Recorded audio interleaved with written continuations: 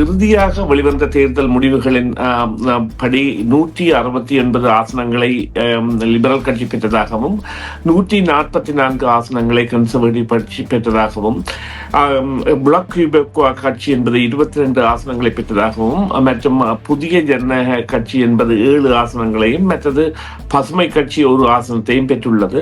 இப்போது இருக்கக்கூடிய எங்களுக்கு உள்ளக பிரச்சனையை காட்டிலும் வெளியிலிருந்து எங்களுக்கு வந்திருக்கிற ட்ரம்பினுடைய அழுத்தம், யார் இங்கே ட்ரம்புக்கு எதிராக அவர் கொண்டு வர போகிற திட்டங்களுக்கு எதிராக சரிக்கு சரி முதல்களோடு நிமிர்ந்து நிற்கக்கூடியவர் அல்லது அதை எதிர்க்கக்கூடியவர் என்று பார்த்து மக்கள் வாக்களித்தது போல தெரிகிறது. பல கனேடிய அதாவது முதியவர்கள் எதற்காக பியர் பொலிவியர் தனது பாதுகாப்பு கிளியரன்ஸ் செக்யூரிட்டி கிளியரன்ஸை செய்யவில்லை என்பதை கேள்வியாக வைத்திருக்கிறார். அதனால் என்றால் பிரதமராக வர முடியும் என்பதை கேள்வியாக வைத்திருந்தனர்.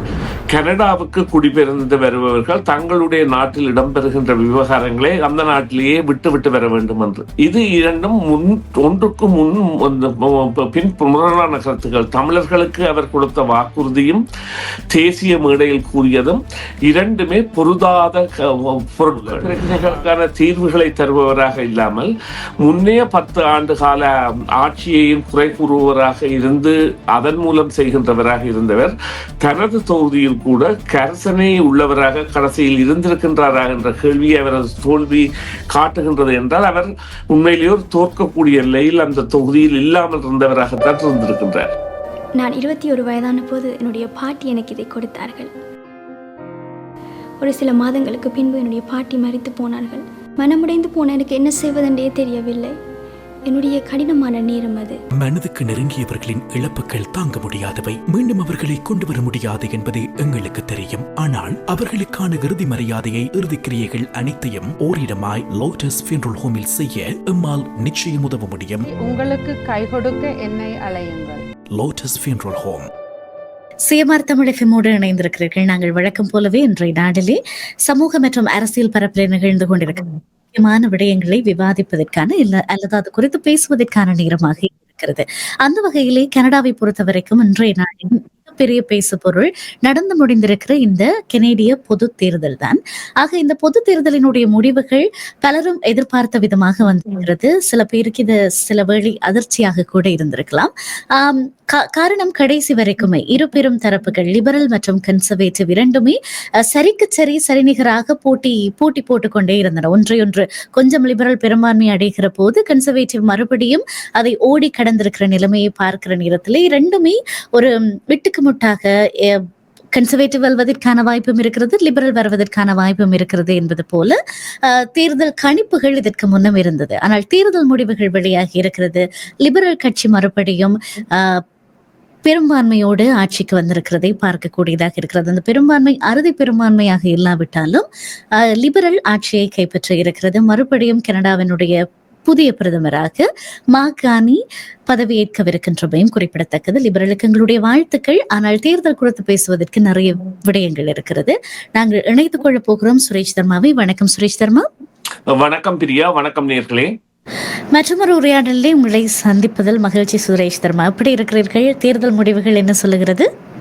ஆமாம், இப்பொழுது இறுதியாக வெளிவந்த தேர்தல் முடிவுகளின் படி 169 ஆசனங்களை லிபரல் கட்சி பெற்றதாகவும் 144 ஆசனங்களை கன்சர்வேட்டிவ் கட்சி பெற்றதாகவும் பிளாக் கியூபெக் கட்சி என்பது 22 ஆசனங்களை பெற்றதாகவும் மற்றும் புதிய ஜனநாயக கட்சி என்பது 7 ஆசனங்களையும் மற்றது பசுமை கட்சி ஒரு ஆசனத்தையும் பெற்றுள்ளது.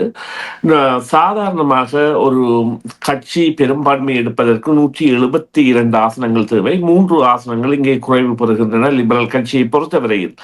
இதற்கு உண்மையிலேயே கன்சர்வேட்டிவ் கட்சி இறுதி நேரத்தில் செய்த பிரச்சாரங்கள் அவர்கள் பல தொகுதிகளை கைப்பற்றுவதற்கான காரணங்கள் அமைந்ததால் அதன் காரணமாக அவர்கள் இவ்வாறான ஒரு நிலையை அடைந்திருக்கிறார்கள். எனினும் இந்த மாகாணி தலைமையிலான அரசு என்பது அமைக்கப்பட போவதும் அவர்கள் தொடர்ந்து இந்த விடயத்தில் பணியாற்ற போவதும், அதாவது 4 ஆண்டுகள் என்பது கூற முடியாமல் விட்ட திட்டமிட்டாலும் சில வேளைகளில் அது 3 ஆண்டுகளை கடந்து செல்லக்கூடியதாக கூட அமையக்கூடியதாக இருக்கும். இதற்கான ஒரு செயற்பாட்டு திட்டங்கள் எவ்வாறு இருக்கும் என்று சொன்னால், ஏனைய கட்சிகளில் இருந்து அந்த மனப்பிறழ்வு உள்ளவர்களை அல்லது அந்த கட்சிகளுடன் ஒத்துப்போகாத தன்மை உள்ளவர்களை உள்வாங்குவதன் மூலம் சில வேளைகளில் 172 ஆசனங்களை லிபரல் கட்சி எடுக்க முடியும். ஏனென்றால் இவ்வாறான நிலைமைகள் என்பன நடைபெற்றிருக்கின்றன. முந்தைய காலங்களிலும் கட்சி தாவுவது என்பது இங்கே சட்ட ரீதியாக தடுக்கப்பட முடியாத ஒன்றாக இருக்கின்றது. அதேவேளை சில வேளைகளில்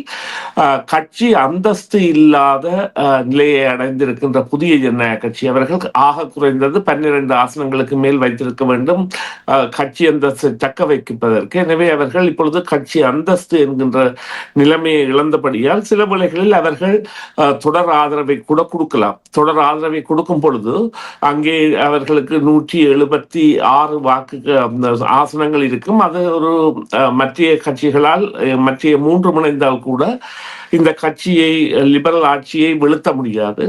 ஆனால் அந்த ஆக குறைந்த அளவு தேவையான 172க்கு 3 ஆசனங்கள் தான் தேவை. அந்த 3 சில வேளைகளில் கன்சர்வேட்டிவ் கட்சியிலிருந்து அல்லது NDP கட்சியிலிருந்து கூட தாவுகின்ற சந்தர்ப்பங்களை ஆசை காட்டி அல்லது நாட்டின் நோக்கு காட்டி லிபரல் கட்சிக்கு சாதிக்கலாம். அது சில வேளைகளில் சாத்தியமான விடயமாக இருக்கும். ஆனால் ஆட்சி லிபரல் தான் அமைக்க போகின்றது என்பதில் எந்தவித ஐயமும் இல்லை.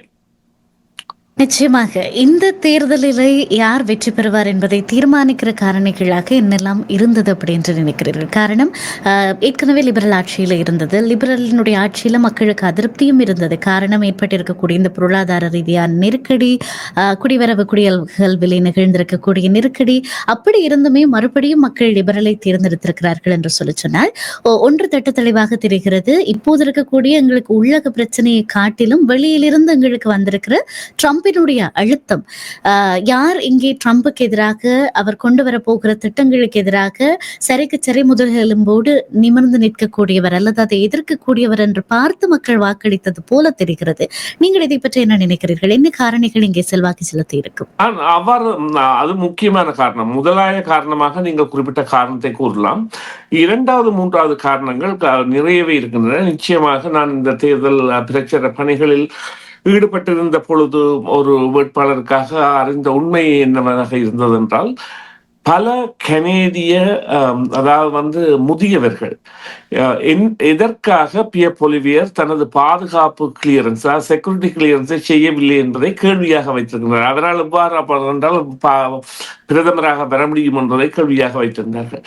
அதை விடவும் இந்த லிபரல் கட்சியின் மீதான ஆதங்கம் என்பது பலமாக இருக்கின்றது.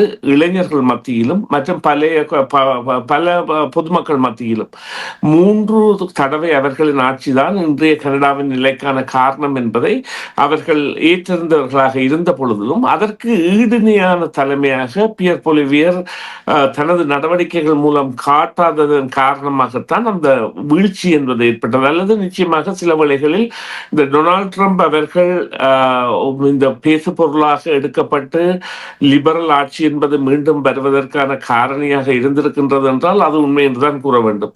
ஆனால் அதில் மாற்றங்கள் வரக்கூடிய சந்தர்ப்பத்தை நிச்சயமாக ஏற்படுத்தி இருக்கும். இந்த பியர் பொலிவியர் அவர்கள் நம்பகத்தன்மை மற்றும் வெளிப்படைத்தன்மையை பேணியிருந்தால் அது அவரிடம் இல்லாமல் சென்றதுதான் ஒரு மிகவும் கவலைக்குரிய விடயமாக. அதாவது ஒரு பாதுகாப்பு கிளியரன்ஸை செய்ய முடியாத ஒரு நபராக அவர் அடையாளம் காணப்பட்டதும் மற்றும் அவர் பணத்தின் பின்னே செல்லுகின்ற நபராகவும் சில அதாவது வேண்டத்தகாதவர்களின் உறவுகளை கொண்டவராகவும் அடையாளப்படுத்தப்பட்டிருந்தது. அவருடைய பின் விளைவுக்கான அல்லது அவரை ஒரு நேர்மையற்றவராக அல்லது அவரை ஒரு கனேடிய தேசப்பற்றாளனாக இல்லாமல் காட்டுவதற்கான நடவடிக்கைகளாக அமைந்தது. அதாவது முற்பகல் செய்யின் பிற்பகல் விளையும் என்று கூறுவார்கள். பியர் பொலிவியர் அவர்கள் தனது அரசியல் ஆதாயங்களுக்காக மேற்கொண்ட நடவடிக்கைகள் என்பன அவரை பலிக்கட ஆக்கிவிட்டன. அதில் கனடிய மக்கள் தெளிவாக இருந்திருக்கின்றார்கள் என்பது இங்கு தெரிகின்றது. பல தொகுதிகளிலும் நிச்சயமாக இந்த வாக்குகள் என்பன நெருக்கமாக விழுந்த பொழுதிலும் இந்த லிபரல் இந்த வெற்றியை பெற்றிருப்பதற்கான காரணம் அதாவது கன்சர்வேட்டிவ் கட்சியின் பல பெரிய பிரச்சாரங்களுக்கு மத்தியில் அவர்கள் பெற்றிருப்பதற்கான காரணம் நிச்சயமாக ட்ரம்ப் மற்றும் வியாபார பொருட்களின் வெளியேற்றங்கள் மற்றும் இந்த கட்சியின் தலைவரின் நன்னடத்தை பற்றிய கேள்விக்குறி போன்றவை இதற்கான காரணமாக அமைந்து விட்டது என்றுதான் கூறலாம். நிச்சயமாக கன்சர்வேட்டிவ் எவ்வளவுக்கு எவ்வளவு லிபரலை விமர்சித்திருந்ததோ அந்த நேரத்திற்கு உண்மையிலுமே என்ன நாங்கள் இப்படியான ஒரு நெருக்கடி நிலையிலே செய்யலாம் என்று சொல்லி திட்டங்களை முன்வைத்திருந்தால் ஒருவேளை நிச்சயமாக கன்சர்வேட்டிவினுடைய வெற்றியும் உறுதிப்படுத்தப்பட்டிருக்கும். இம்முறை அவர்கள் வென்றிருக்கக்கூடிய ஆசனங்களை அவ்வளவு சாதாரணமாக நாங்கள் கடக்கவும் முடியாது. காரணம் பெருமளவு ஆசனங்களை அவர்களுமே வென்றிருக்கிறார்கள். ஆனால் இங்கே வருத்தத்துக்குரிய விடயம் என்னவென்றால் பியர் பொலிவியர் அவர்கள் மிக மோசமாக தான் போட்டியிட்ட தொகுதியிலே இவ்வளவு காலமும் பிரதிநிதித்துவப்படுத்திய தொகுதியிலேயே அவர் தோல்வி அடைந்திருக்கிறார் என்பது மிக மோசமான ஒரு விடயம். இது எந்த அளவு தூரம் அவருடைய அரசியல் எதிர்காலத்தை பாதிக்கப் போகிறது என்று நினைக்கிறீர்கள்? அவர் ஒரு அதாவது அரசியலை தொழிலாக கொண்ட ஒருவர், கரியர் பொலிட்டீஷியன். அவர் பல்கலைக்கழகம் முடித்தவுடன் வேலை தேடி செல்லவில்லை. பாராளுமன்ற தேர்தலை கேட்டு அதன் மூலம் தேர்தலில் வெற்றியடைந்து தொடர்ந்து 20 ஆண்டுகளுக்கு மேலாக பாராளுமன்ற உறுப்பினராக இருப்பவர். அவருக்கு அவருடைய தொகுதியில் உள்ள மக்களின் ஒவ்வொரு பெயர் கூட தெரியும். அவர் பிரச்சாரத்தில் ஈடுபடுகின்ற பொழுதோ அல்ல ஒருவரை காண்கின்ற பொழுதோ அவர்களை பெயர் கூடி அழைக்கக்கூடிய அதாவது திறமையை கொண்டிருந்தார். அது வியக்கக்கூடிய ஒரு திறமையாக கூட இருந்தது. அவ்வாறான ஒரு திறமையை கொண்ட நபராக இருந்த பொழுதிலும் அவரது இந்த தலைவராக வந்ததன் பின்னான ஒரு செயற்பாடுகள், அதாவது பிரதமராக ஆகுவதற்கான பெரும்பான்மையை பெறுவதற்கான தகுதியை இந்த கருத்து கணிப்புகள் காட்டிய பொழுது அவரில் ஏற்பட்ட மாறுதல்கள் அல்லது அவருக்கு பிரதம ஆலோசகராக இருந்த அவரது முன்னாள் காதலியாக இருக்கின்ற ஜெனி பேர்ன் என்கின்ற நபர் கொடுக்கின்ற தவறான வழிகாட்டுதல்கள் போன்றன அவரை தப்பான பாதையில் செல்ல வைத்தது. அந்த தப்பான பாதையில் செல்லுகின்ற பொழுது தவறான வாக்குமூலங்களை அல்லது மக்களை ஏமாற்றுகின்ற தன்மையை, அதாவது இவ்வாறு கூறுங்கள், 3 கட்சி தலைவர்களிலும் கனேடிய தமிழர்களை முட்டாள்கள் என்று அதிகமாக நம்பியவரார் என்றால் அது பியர் பொலிவியர் என்றால் அவர் கூறியிருந்தால் தான் பதவிக்கு வந்தது இனப்படுகொலை என்கின்ற விவகாரத்தை ஐக்கிய நாடுகள் அவையிலே எடுப்பேன் என்று. உண்மையிலேயே அவ்வாறான ஒரு நிலைக்கு கனடா செல்லாது என்பதை அவர் தனது தேசிய விவாதத்தின் பொழுது நாட்டு மக்களுக்கு உரையாற்றுகின்ற பொழுது அதனை கூறியிருந்தார். காசாவில் 70,000 அல்லது 80,000 மேற்பட்ட மக்களும் குழந்தைகளும் கொல்லப்பட்டதற்கு காரணம் அந்த பயங்கரவாத அமைப்பு தான். இஸ்ரேல் தன்னுடைய நாட்டை பாதுகாப்பதற்காக எதனும் செய்ய தயங்காது என்று அந்த 11 நாடுகளுக்கு மேல் தற்பொழுது அந்த வழக்கு தொடர்ந்திருக்கின்ற இனப்படுகொலை காசாவில் நடைபெறுகின்றது என்பதை மறுத்திருந்தார். அதை மறுத்ததோடு மாத்திரம் இல்லாமல் இன்னொரு விவகாரத்தையும் கூறியிருந்தார். கனடாவுக்கு குடிபெயர்ந்து வருபவர்கள் தங்களுடைய நாட்டில் இடம்பெறுகின்ற விவகாரங்களை அந்த நாட்டிலேயே விட்டு வர வேண்டும் என்று. இது இரண்டும் ஒன்றுக்கு பின் முரணான கருத்துக்கள். தமிழர்களுக்கு அவர் கொடுத்த வாக்குறுதியும் தேசிய மேடையில் கூறியதும் இரண்டுமே பொருதாத பொருட்கள்.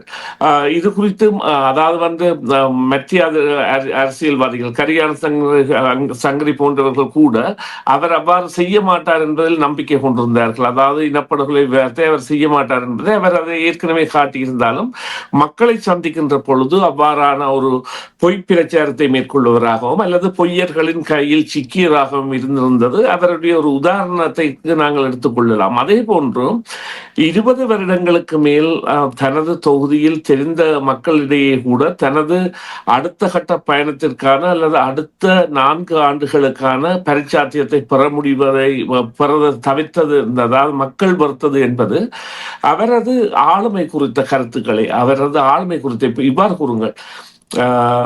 அதாவது இந்த பிரச்சனைகளுக்கான தீர்வுகள் நீங்கள் குறிப்பிட்டது போல பிரச்சனைகளுக்கான தீர்வுகளை தருபவராக இல்லாமல் முன்னைய 10 ஆண்டு கால ஆட்சியையும் குறை கூறுபவராக இருந்து அதன் மூலம் செய்கின்றவராக இருந்தவர் தனது தொகுதியில் கூட கரசனை உள்ளவராக கடைசியில் இருந்திருக்கின்றாரா என்ற கேள்வியை அவரது தோல்வி காட்டுகின்றது என்றால் அவர் உண்மையிலேயே தோற்கக்கூடிய நிலையில் அந்த தொகுதியில் இல்லாமல் இருந்தவராகத்தான் இருந்திருக்கின்றார். நிச்சயமாக மிக்க நன்றி சுரேஷ் தர்மா. இது குறித்து பேசுவதற்கு இன்னும் நிறைய விடயங்கள் இருக்கிறது. ஆனாலும் இன்றைய நாளுக்கு நாங்கள் இந்த விடயங்களை பேசியிருக்கிறோம். மீண்டும் மற்றொரு உரையாடலே சந்திக்கலாம். தேர்தல் குறித்து இன்னும் அதிகமாக நாங்கள் பேசலாம். மிக்க நன்றி உங்களுக்கு. நன்றி பிரியா, நன்றி நேயர்களே. மீண்டும் ஒரு பொழுதில் சந்திப்போம். சிஎம்ஆர் யூடியூப் சேனலில் இணைந்திருக்கும் நேர்கள் அனைவருக்கும் எமது நன்றி. காமெண்ட்ஸ் பகுதியில் உங்கள் கருத்துக்களை தெரிவிக்க தவறாதீர்கள். முக்கிய செய்திகள், காணொளி தொகுப்புகள், நேர்காணல் என பலதரப்பட்ட அம்சங்களையும் உங்களுக்காக தருகின்றது சிஎம்ஆர் யூடியூப் சேனல். சிஎம்ஆர் என்று சர்ச் செய்து எமது யூடியூப் சேனலை சப்ஸ்கிரைப் பண்ணுங்கள். உங்கள் உற்றார் உறவினர் நண்பர்களோடும் இந்த காணொளி தொகுப்புகளை பகிர்ந்து கொள்ளுங்கள்.